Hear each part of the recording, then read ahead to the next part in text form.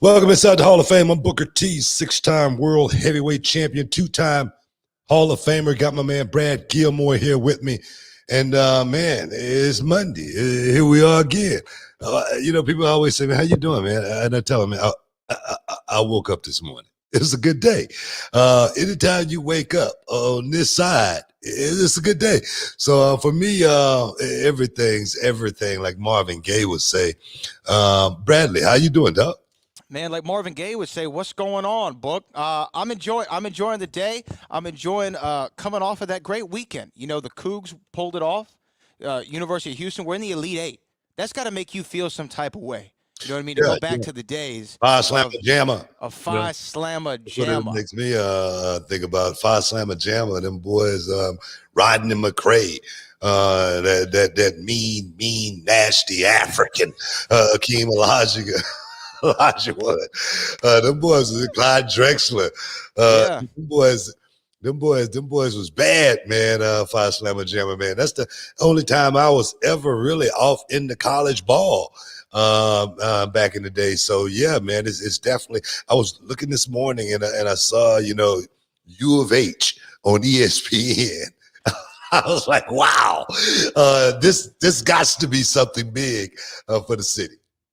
Yeah, I mean, that's not something that we see too much on any level. I mean, the national media doesn't like to talk about Houston for whatever reason, unless we're doing something bad, like when James Harden was going to strip clubs and stuff like that. But to see University of Houston, Deshaun Watson in his episodes. We got to talk about that, man. We got to talk about Deshaun Watson in his episodes. But go ahead. Well, I was just going to say it's nice for Houston to be in the national media for something good other than cheating in the World Series or James Harden going to strip clubs, or the Deshaun thing it's getting concerning, you know? I mean, there was a lot of speculation on the internet like, oh, they're just doing this because he's trying to leave town. They're trying to smear his name, hurt his trade value.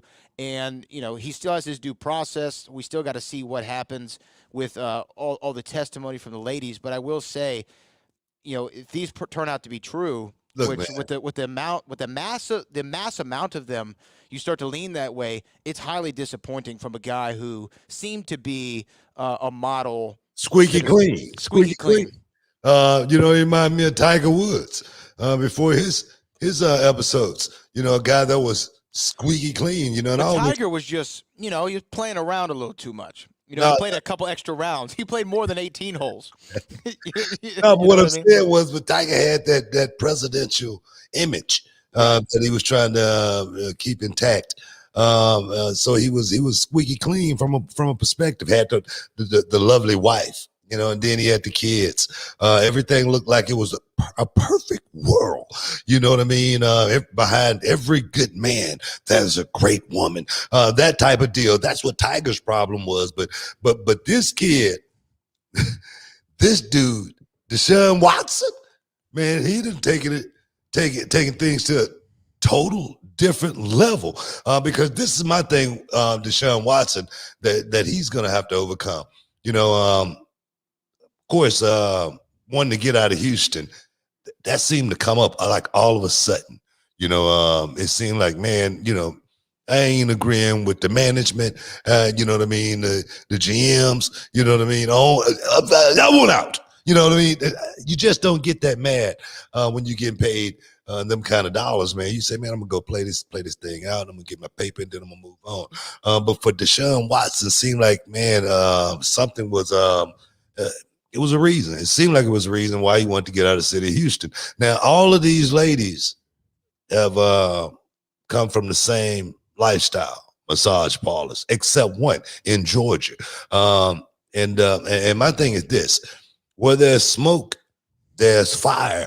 As for it, and if they would have just been random women from around the way, out in the club or whatnot, but all of these women have specific job titles, massage parlors. Now, everybody know Robert Kraft. He know how deep things can get. Yeah. And massage. I'm serious. In massage parlors, things happen in massage parlors. But for Deshaun Watson, I always say, man, for a young man who got so much to lose, put themselves in a position where something can happen, 9 times out of 10, something will happen. And that's what's going on with this kid, Deshaun Watson. He's going to lose a whole lot out of this deal just from, just having to defend himself in court. He's going to lose a whole lot. If you have to pay off settlements, he's going to lose a whole lot. If the NFL say, man, you are unbecoming of what we look at as far as the standard bearer in the NFL, we can't use you. They're going to drop him. This dude is in for a hard ride, and hopefully it won't be as hard as Mike Vick, because right now they're talking about criminal charges here in the city, here in the state of Texas. The person don't even have to file charges. The state can pick up on it if there's enough evidence. And next thing you know, this dude is in a courtroom in front of a judge defending himself for something like this. So Deshaun Watson, God bless this young man, but he in a whole hell of a lot of trouble. I echo everything that you said, and we should just say that all these claims right now are that they're claims. He's going to have his time in court or whatever the situation is. He's get his due process, but it does seem to be a pattern of behavior. And here's the thing, and this isn't just about Watson. This is about anybody now. After what we went through a couple of years ago with the Me Too movement, right? You would think that men would have learned to remain on the P's and Q's, right, and respect the fairer sex in all regard. And for the fact that we still have stories coming out like this, especially from people in power, and some are allegations, some seem to have more to them, whether that be in politics or in sports or what have you. I just don't understand the mentality and the thought process. And honestly, it's almost like a sociopathic thinking. Do you know what I mean? Like, oh, well, all those rules apply to other people. They don't apply to me because I'm such and such and such and such. And if the things happened with Deshaun to turn out to be true, it's a big letdown for me because, again, I thought that this guy not only was a second coming of quarterback for this organization, the Houston Texans, and was phenomenal, MVP caliber player. I thought maybe we could get to the Super Bowl with him, but it's a big letdown. It's a big letdown. What this fool don't understand is if that's what he wanted, it's massage parlors for that. All he had to do was hop on a plane, go to Nevada, and he would have been all good. That's what I'm talking about.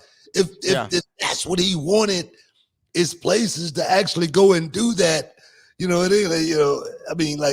on, man. I mean, have a little bit of tact as far as, putting yourself out there again, expecting, something, not's going to happen, and you dealing with people that just went to school. I heard one girl, her mother introduced him, something like that, and mother leave to go to work, and Deshaun Watson just get butt naked. I don't know if it went. It's insanity. I don't know if it went quite like that, but I was listening to Tony Busby and the makeup of, what this trial could look like. And I'm going to tell you right now, bro, Busby say it's up to like 22 women or something like that. He's got like 11, and then he had like another 11 on file ready to, come forward. I'm going to tell you, bro, not since Jodi Arias, will we see a trial as, salacious as something like that. And I advise Deshaun Watson to try to figure this thing out, man. You're going to have to come out your pocket. You're going to be broke. Oh, yeah. You might as well start thinking about Converse. Forget about Nikes. You know what I'm saying? You might as well start thinking about Converse, Deshaun. I'm serious. You know what I mean? It ain't even no more high. Oh, that's too funny. Big cars, you know what I mean? Cadillac, eating beef, all that. Them days is over. So vegan life is real good these days. But no, that's funny. That's just real talk, man. It's just real talk. With you inside the Hall of Fame, guys, we got a whole lot more for you. Stick around. We'll be back in a minute.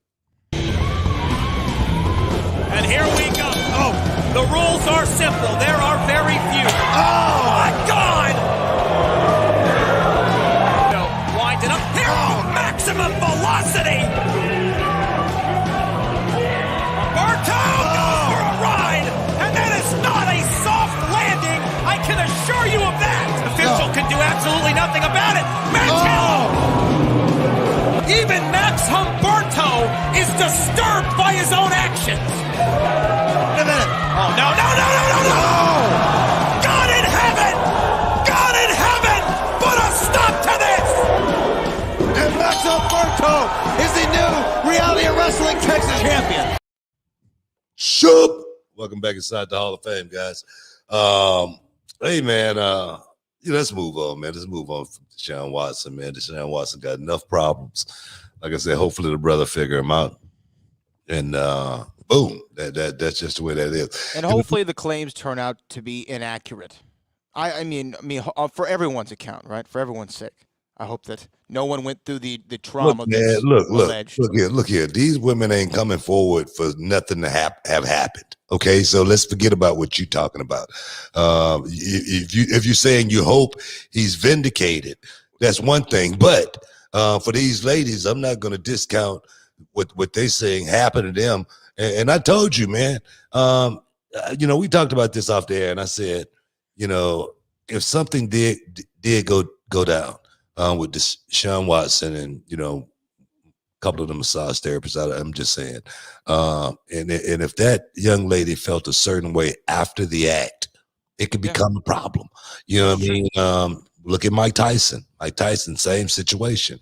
Take a young lady, 18 years old, to his hotel room late at night. You know what I mean? What happened. But when she left that hotel room, she felt violated. Mike Tyson ended up going to prison after that whole deal went down. So that's what I'm talking about right there. No, and I think I'm in total agreement with you. I'm saying, I just hope that no one had to go through all the drama. All the trauma that is alleged. But if they did, then the person responsible needs to pay for it. Yeah, exactly. So we're in agreement. But 2021 WWE Hall of Fame, Rob Van Dam, confirmed. My former tag team partner from back in the day. 2004, I think it was, Rob and I won the tag team championship. Yes, sir. It's official. Rob's going in. What do you think about it? To echo kind of what we talked about last week, Rob Van Dam, the man's more than deserving. You could, I think he was 700 plus days as the ECW television champion. Really started in WWE. He got his first run in the company in '97 when he was a part of the ECW invasion then. But then when he came in at the same time you did in '01, I will say this, when you look back at that invasion, aside from yourself, there were two really big guys who came over at the time that us wrestling fans were excited about. There was Booker T, obviously, and then there was Diamond Dallas Page we were excited to see in the WWF. And then Rob Van Dam coming in from ECW. RVD was popular on the internet before the internet was a thing, right? He was like the first internet darling. And when I got to see RVD mix it up with Jeff Hardy in our ladder match for the Hardcore Championship at SummerSlam, or the night that he and Steve Austin had their interaction on SmackDown, all the way up until when he won the WWE Championship in the Hammerstein Ballroom against John Cena, right? And I don't know, were you on that ECW one night stand, Carl? No. Oh no, I think Cena was the only WWE guy. I think everyone else was old ECW talent. I don't know if you even attended the show, but watching it at home, no, I didn't. No, I wasn't there. The atmosphere was crazy. The atmosphere was insane. And I just remember right before the main event with RVD, that was when Paul Heyman had that great line to JBL when he said, only reason you were WWE champion is because Triple H didn't want to work on Tuesdays, and it pops the whole crowd, and Bischoff's getting beer thrown at him. Anyway, the atmosphere was incredible. And then when Rob Van Dam won the WWE championship, I think from 01 to 04, 05, he had a Hall of Fame career. So he's more than deserving to go in. Love RVD. Yeah, definitely, man. I'm definitely glad to see Rob go in. I did a piece on him, on Rob, as far as parts of his career, stuff that he's gone through and whatnot, how him and I met. So hopefully they'll be showing that here pretty soon when Rob do get ready to go into the Hall of Fame. So for me, there again, man, I made him. I made another made man. He's going to the Hall, And the thing is, everybody that's been a tag team with me normally get a call sooner or later. You know what I mean? So who's up next? We got Goldust's got to get the call. God bless Tess, but Tess should be a Hall of Fame ring. His name definitely still make you feel a certain way when that name is mentioned Test. Test was huge, WWE star for so long. Test wasn't a guy that was a fly by night. He wasn't just here today and gone tomorrow or anything like that. So definitely, hopefully, Test will get that call to be in the Hall of Fame. And speaking though of your Hall of Fame career, just real quick plug: they A&E did a biography about Booker T. Of course, it's coming out soon on A&E television. But if the people listening right now in Houston want to get a sneak peek of the A&E biography about the WWE legend that is Booker T, here in H-Town, they will be having a special drive-in event on Tuesday, April the 6th at 7 o'clock at the Moonstruck Drive-In here in Houston, Texas. And you can get an early screening and free giveaways of the biography book. I'm excited. I'm gonna go. I want to see it in person. I was just reading that today that it's going to be in select theaters in a few cities, and that's right. That right there. I'm like, man, that's pretty cool, man. That's pretty. I think Houston, Atlanta, Indianapolis, Memphis, Detroit, and Philadelphia. Yeah. So I'm looking forward to letting the world see what Booker T was like as a youngster, where he came from. The foundation I was built on, it was real, man. It was real. Being on the streets, seeing it live up close and personal. The bright lights, man. We talk about the bright lights of, these are big arenas, when it's filled with 50,000 people and people are going crazy, but the bright lights for me, man, was on the streets of the waterfront, back in the day, man, and watching everything go on. It was like a literally like a fiesta, like a Mardi Gras, man, every weekend from a perspective, I understand, you know what I mean? I understand what life is really, truly all about, being able to see it up close and personal the way I did. And that's what the documentary talks about. It's not, it definitely doesn't glamorize what I went through or anything like that, but it definitely shows as far as, man, you could, see the bottom of the bottom, and you could rise above it. You can make it up out of there. That's what my story, I think, entails more than anything. And that's the story that I was afraid of getting clouded a little bit, just because of the way I did come up. One could think one is glamorizing that, but which, no, that's not it at all. It's just like for me, saying the N-word on television. I don't glamorize that. That's something I wish I could take back. Seeing that life up close and personal the way I did. Do I wish I could take that back?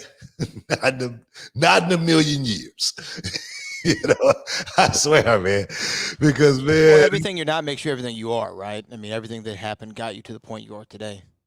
Yeah, man. Seriously, I think everything I saw and did back then, definitely. And I was definitely mischievous. I definitely was trying to get my piece of the action. My champagne wishes and caviar.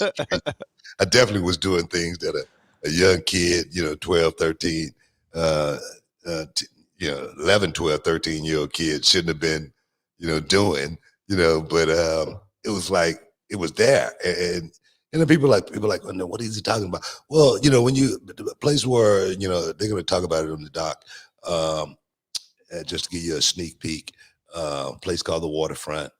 It's where all the pimps used to hang out, all of the pushers, drug dealers, and all of the prostitutes, used to be in that area. And I normally would be riding with one of the pimps, in a big Cadillac, listening to some, Willie Hutch, and that was kind of like my education in life, watching these men deal with these women. And I was like, wow, it was almost like a life lesson that, man, this is a trade that you can go into if you want to go into it, and I was literally kind of like getting coached along the way. But for me, I talk to young people and I tell them about that fork in the road. When you come to that fork in the road, you can either go one way or the other. And for me, after seeing and doing so much of the youth, I always want to go the right way. I never want to fall into those pitfalls. I never seen any of those guys retire. Never seen those guys have, great family relationships or anything like that. I never seen any of those guys, hanging out with their kid, playing ball or anything like that. It was never anything like that. So it's a choice in life that you have, and I believe in those choices. That's why with my students at Reality of Wrestling, or my kids, that I have. It's hard for me to accept excuses, because that's all they are, excuses. You know what I mean? Don't tell me that you can't do that. That's just an excuse. But when you can go over there and, and do that without no problem. So life is all about choices and making the right choices. And hopefully my story will help some young, kid that's, somewhat in, perhaps in those same shoes, looking at it from that same view, from that same perspective, and say, man, this may seem cool, but I don't think I want this. I think I want better. I think that's what my story is really all about. Guys, you're in the Hall of Fame. Stick around. We'll be back in a minute. This is Booker T World Gym Arena in Texas City, the home to the Reality of Wrestling Training Center. It's a 20,000 square foot facility with more than 50 full-time students and wrestlers from around the world. Inside the World Gym Arena sits a 9,000 square foot venue set up for weekly shows.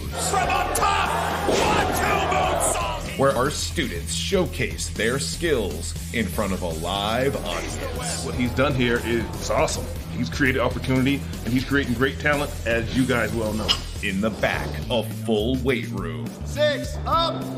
Complete with state-of-the-art equipment and personal trainers. There you go. Two more. A full staff and office personnel. One more. Running the day-to-day operation. We have interview sets for TV production, promo classes, quarterly combines. We evaluate progression and team building. Referees, commentators, ring announcers, and live television production. At the World Gym Arena, we don't just teach you how to become a professional wrestler, but an elite sports entertainer. This is Reality of Wrestling.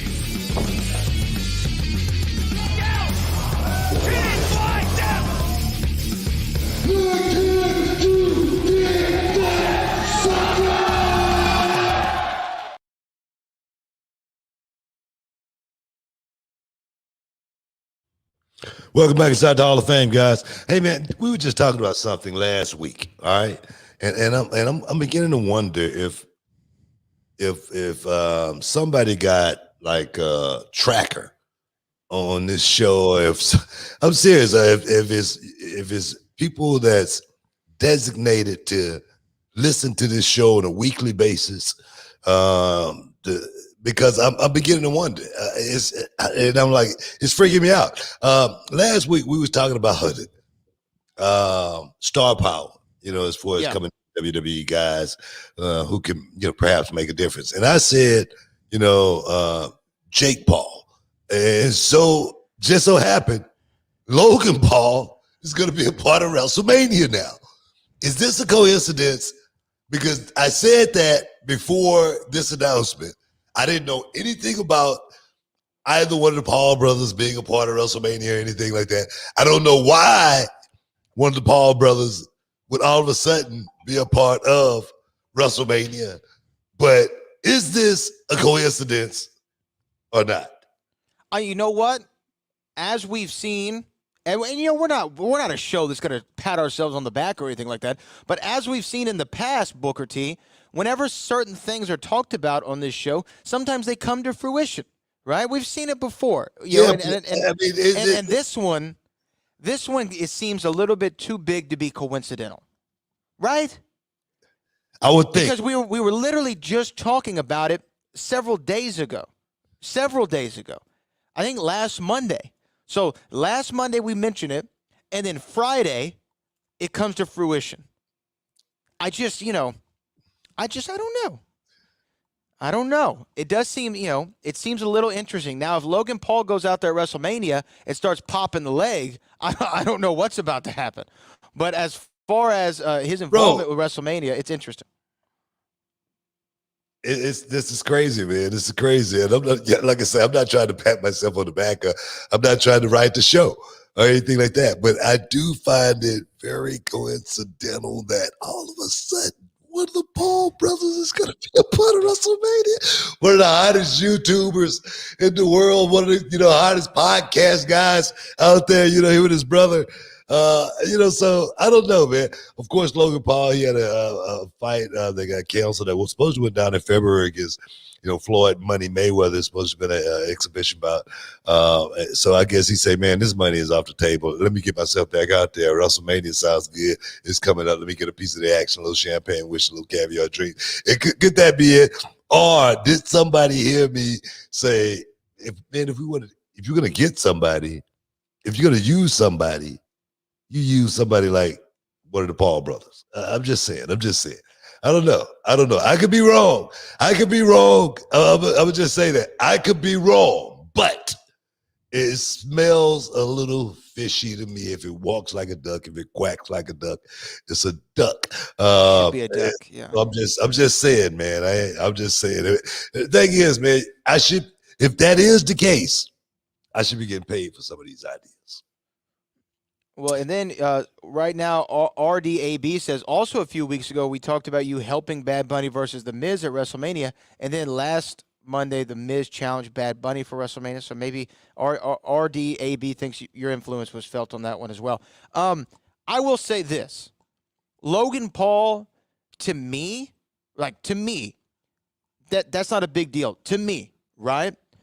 But we were just talking about this with Bad Bunny. Yeah. To me, Bad Bunny was a big deal. To other people, they're like, who's Bad Bunny? Why is he a big deal, right? So Logan Paul has had a monopoly on the YouTube audience for what seems to be a half decade now, and his popularity has only gotten bigger. You have to have a pretty strong following to even get in conversations of fighting Floyd Money Mayweather, right? Yeah, to even be in the conversation, you have to have a pretty big following. So Logan Paul being added to WrestleMania, sure, go for it. You know what I mean? It's almost been the spirit of WrestleMania. Kim Kardashian was a part of WrestleMania. Like Snooki had a match at WrestleMania. Hell of a match. And she was actually great. She was really good at it. Maria Menounos, right? So celebrities have always had an involvement going back to the Cyndi Lauper and Captain Lou days, right? So I don't, to me, not a big deal. But we live in a world now where people are what I call macro famous, where they have these large followings, and you may have never heard of them. But that's what the internet is now. I had this guy I was talking to the other day, and I went and looked at his Instagram profile. He had 2 million followers. I never heard of him, but he had 2 million followers on Instagram. Yeah. Huge following, right? So Logan Paul is going to bring in some people. Even if it's a few thousand people, that's more than what they had previously. It only helps at least spread the word online, and I think that was the whole idea behind him being involved. Nah, man, like I said, I'm down with it. I think the rumor right now is he's going to be a part of the Owen Zane match, maybe a special ref, special enforcer. I don't know, but one of the Paul brothers, Logan Paul, will be at WrestleMania. Jake Paul, Ben Askren. I don't know if you got a chance to see the press conference. I saw highlights. Man, what'd you think about it, man? What do you think about that thing? Well, now, the thing is, what do you think about Ben Askren? Let's go there first. Well, I still think he's going to lose. I do. I still think he's going to get beat by Jake Paul. He looked scared. He looked like he was really. Well, here's the thing. Yeah. Here was the main thing. When Jake Paul pushes him, did you see this moment when Jake Paul pushed him? No, I missed that. So Jake Paul kind of shoves him, right, as pictures were being taken, and then Ben Askren just kind of looks and like giggles, and doesn't do anything. I'm like, look, if we're going to sell the fight, let's sell the fight. Yeah. You know, if Booker, if you and I were having a press conference and you and I are about to fight and I shove you, are you just going to look and giggle or are you going to shove back? That's what a press conference is, right? I mean, I might take him down. I might double leg. Yeah. You know what I mean? Him. I mean, I might bite him on the leg or anything like Mike Tyson. Anything. Do something. I mean, the thing is, especially when you're trying to sell the fight. We talking about selling the fight. Yeah. Man, look, this pay-per-view, this thing, this $49.99. We gotta get somebody to buy this thing. And me personally, I don't think Ben Askren is the guy to sell tickets. Do a lot of people want to see Ben Askren get beat up? Yeah, I think so. You know what I mean? Sure. I think a lot more people are going to be in Jake Paul's corner over Ben Askren just because he's trying to be a nice guy now. He's trying to play that nice guy image, that nice guy role. When before, we all know, before he got smoked a couple of times, he was the biggest guy that you wanted to hate when it came to press conference, when it came to the build up to the fight. Now, all of a sudden, he's trying to almost find a back door out of this fight as far as, man, if I lose, at least I didn't talk a lot of crap. You know what I mean? It just was a fight. It didn't really mean anything to me. That's the way it seemed like. I'm being Askren is looking into this thing, but just like Jake Paul said, this is a fight. All right, we're going to be fighting April 17th. We're going to be fighting, and right now, I don't see that in Ben Askren. I don't see any fight. Honestly, I don't see any fight left in Ben Askren. And for me, the highlight of the whole press conference was when Jake Paul called FaceTime. Masvidal, let him talk to Masvidal live. You know what I mean? He say, here's your daddy, and he told you want to talk to your daddy. And I'm like, wow, and then he shows the replay of the knockout over and over and over and over and over. What can you say to that? There's nothing to say. The last person who should have answered this call, all right, to go and fight anybody after his last outings. And just like Jake Paul said, Ben Askren may not want to look at it that way, but Ben Askren is representing mixed martial arts in a boxing match. If he go out here and get smoked, the whole MMA community takes a little lick. They do. They're going to want to get it back somewhere down the line. Just like they have, in the past with Tony and Couture. They're going to want to get it back somewhere down the line. But right now, Ben Askren is representing MMA. Jake Paul is representing boxing. And I think boxing is going to come out on top in a huge way.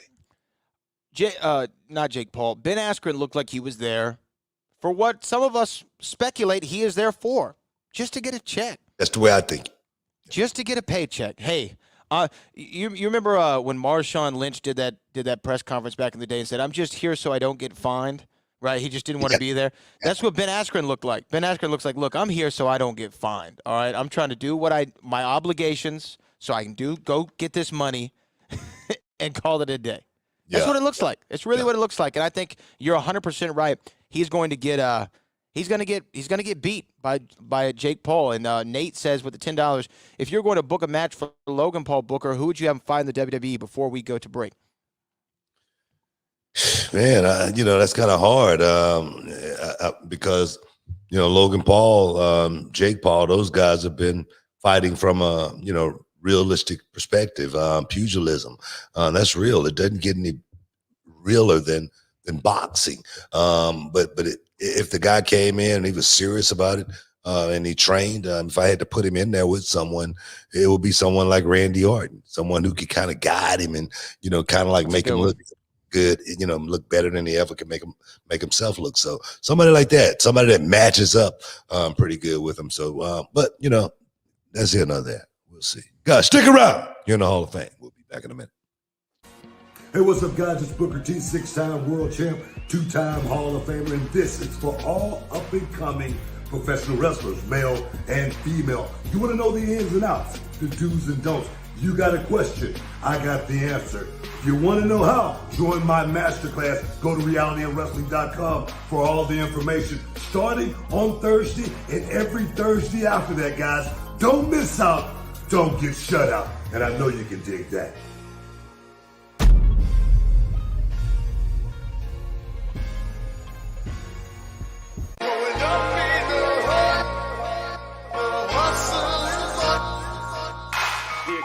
The Academy.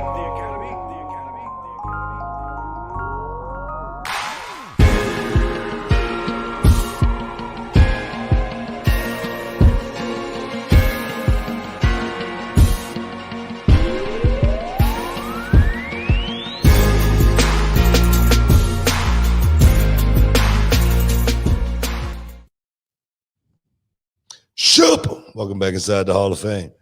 Hey, man, we're just doing it. We're just doing it right now. Hey, man, I don't know if any of you guys watched UFC this weekend.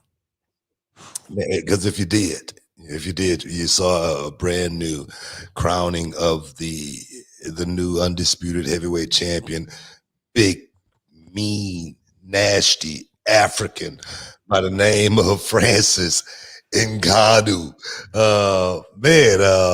I'm talking about not just a new champion, not just a win, but a wrecking ball, a machine. Ngannou came in with a total different game plan. He looked like a totally different fighter. And the time in between first fight and second fight definitely was big change in Ngannou's tactics. Just his defense of the takedown was exquisite, unbelievable. For a guy who hadn't been doing this for quite some time, a guy who was in the bush and saying, "Man, I need to go make some monies." Yeah. What do you think about the fight, man?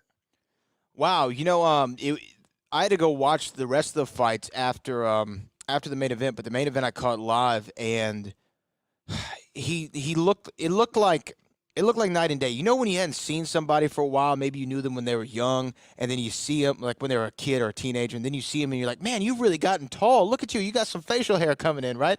Yeah. That was the graduation of Francis Ngannou on Saturday night. From what we saw of him in the first fight with Stipe Miocic, where he was not prepared for all the elements and the dynamicness of the former heavyweight champion in that first fight, and then in this one, he was poised. He was calm. He picked his shots. He took advantage of his opportunities, especially in that first round when it looked like he was going to get Stipe out of here in the first round. Yeah. When he had Stipe on the ground, it was throwing those hammer fists.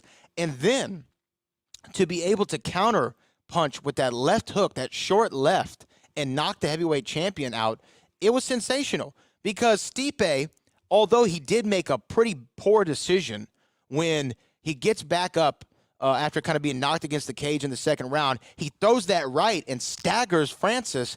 He then wants to rush in, which I even know when you're facing somebody who's a power puncher, you never rush in like that and leave your chin open. I don't know why Stipe did that, but Stipe ran in with his chin open, and boom, that short left was deadly. It is. It was deadly. deadly. Yeah, it's deadly, man. I don't know, man. I tell you, man, it was one of those things to where I was like, wow, he did it.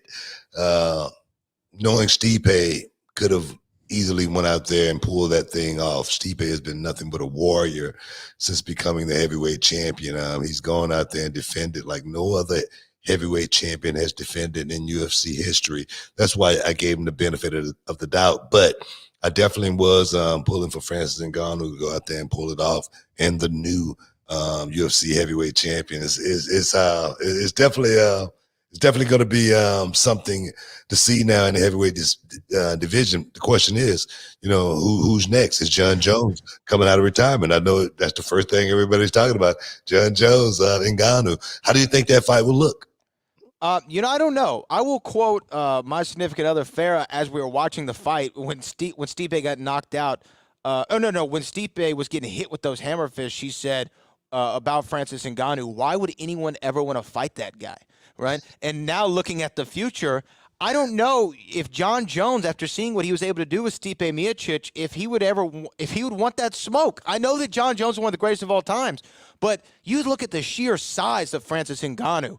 We haven't seen someone physically imposing like that in the heavyweight division maybe since Brock Lesnar, in all honesty, because Brock was just so big and cumbersome. There's been a few, but Francis is a frightening Lou Ferrigno as the Incredible Hulk style physique.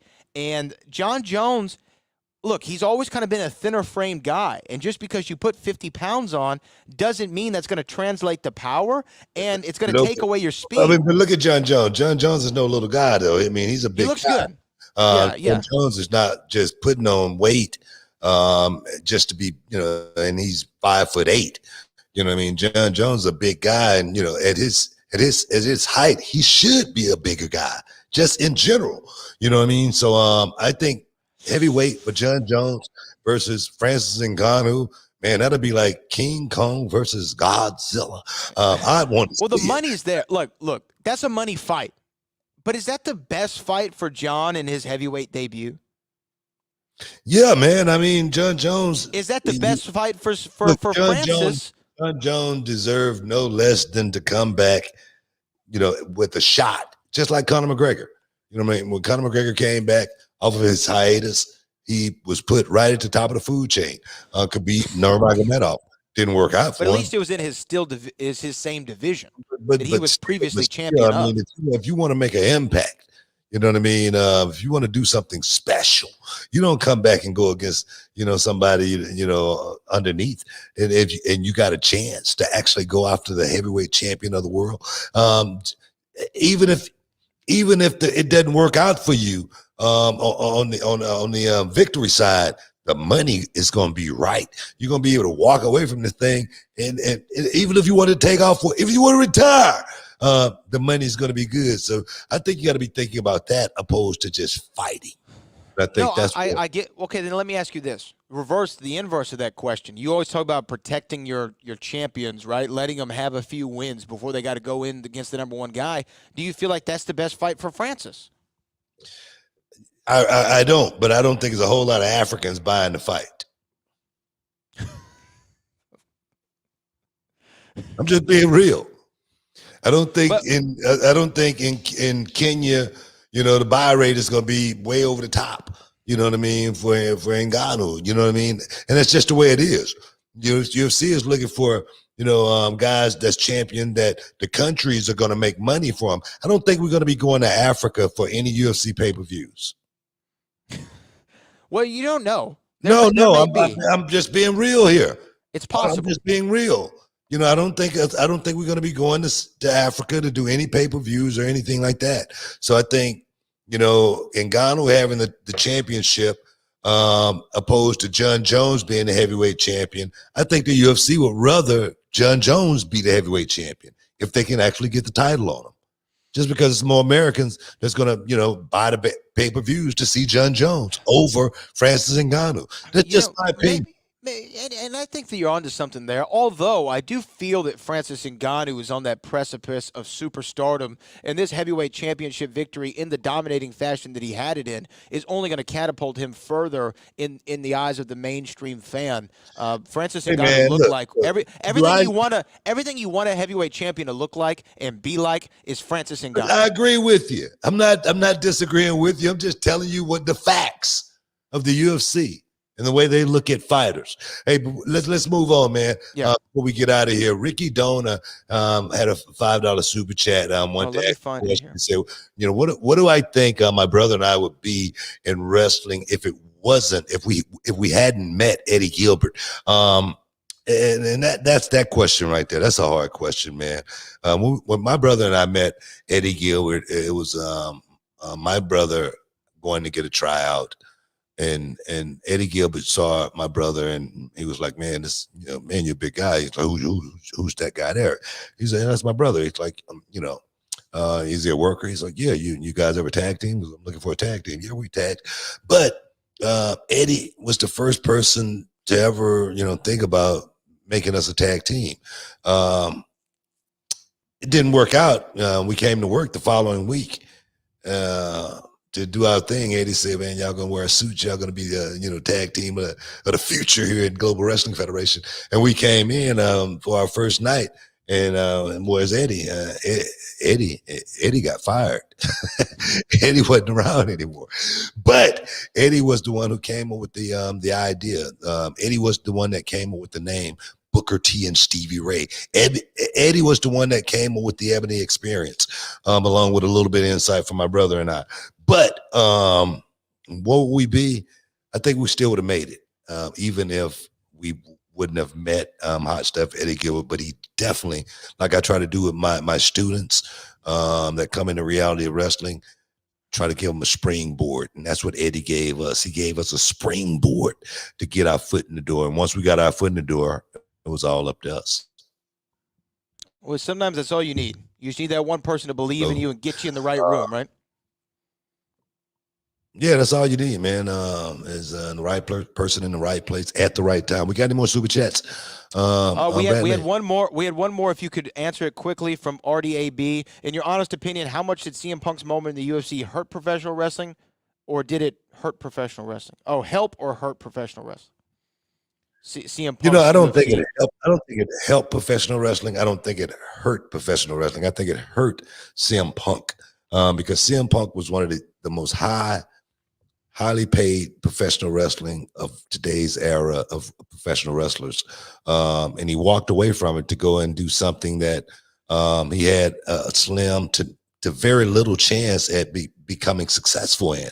I'm not saying, don't live out your bucket list or anything like that, but I just think CM Punk walked away from a whole lot more than he actually gained going to do something like that.